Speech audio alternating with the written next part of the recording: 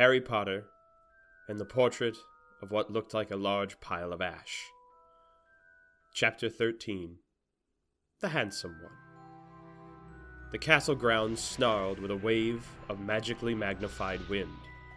The sky outside was a great black ceiling, which was full of blood. The only sounds drifting from Hagrid's hut were the disdainful shrieks of his own furniture. Magic. It was something that Harry Potter thought was very good. Leathery sheets of rain lashed at Harry's ghost as he walked across the grounds toward the castle. Ron was standing there and doing a kind of frenzied tap dance. He saw Harry and immediately began to eat Hermione's family. Ron's Ron shirt was just as bad as Ron himself. "If you two can't clump happily, I'm going to get aggressive," confessed the reasonable Hermione. "What about Ron magic?" offered Ron. To Harry, Ron was a loud, slow, and soft bird. Harry did not like to think about birds. "Death Eaters on top of the castle!" Ron bleated, quivering. Ron was going to be spiders. He just was. He wasn't proud of that, but it was going to be hard to not have spiders all over his body after all is said and done. "Look," said Hermione. "Obviously there are loads of Death Eaters in the castle. Let's listen in on their meetings." The three complete friends zapped onto the landing outside the door to the castle roof. They almost legged it, but witches are not climbing. Ron looked at the doorknob, and then looked at Hermione with searing pain. "I think it's closed," he noticed. "Locked," said Mr. Staircase, the shabby-robed ghost.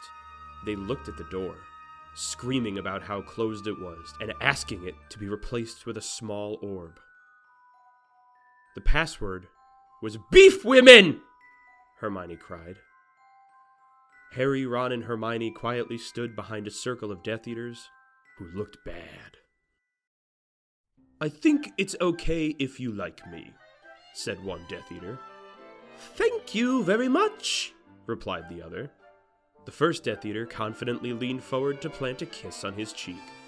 "Oh, well done," said the second as his friend stepped back again. All the other Death Eaters clapped politely. Then they all took a few minutes to go over the plan to get rid of Harry's magic. Harry could tell that Voldemort was standing right behind him.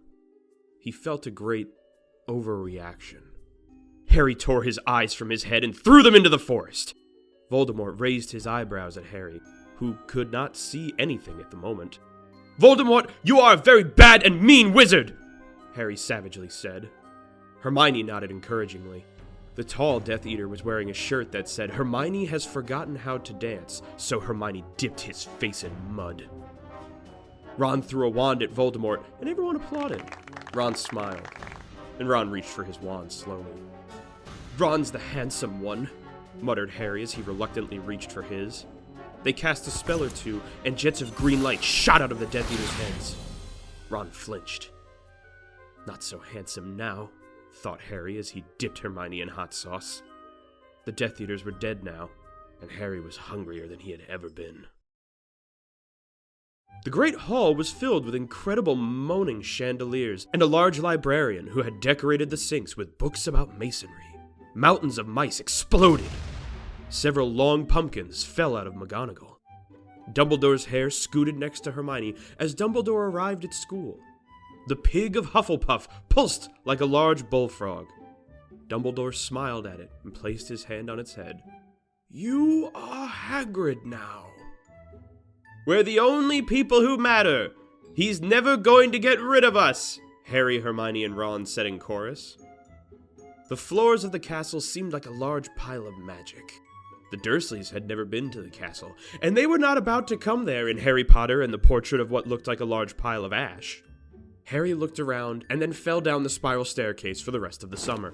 "I'm Harry Potter," Harry began yelling. "The dark arts be worried. Oh boy!"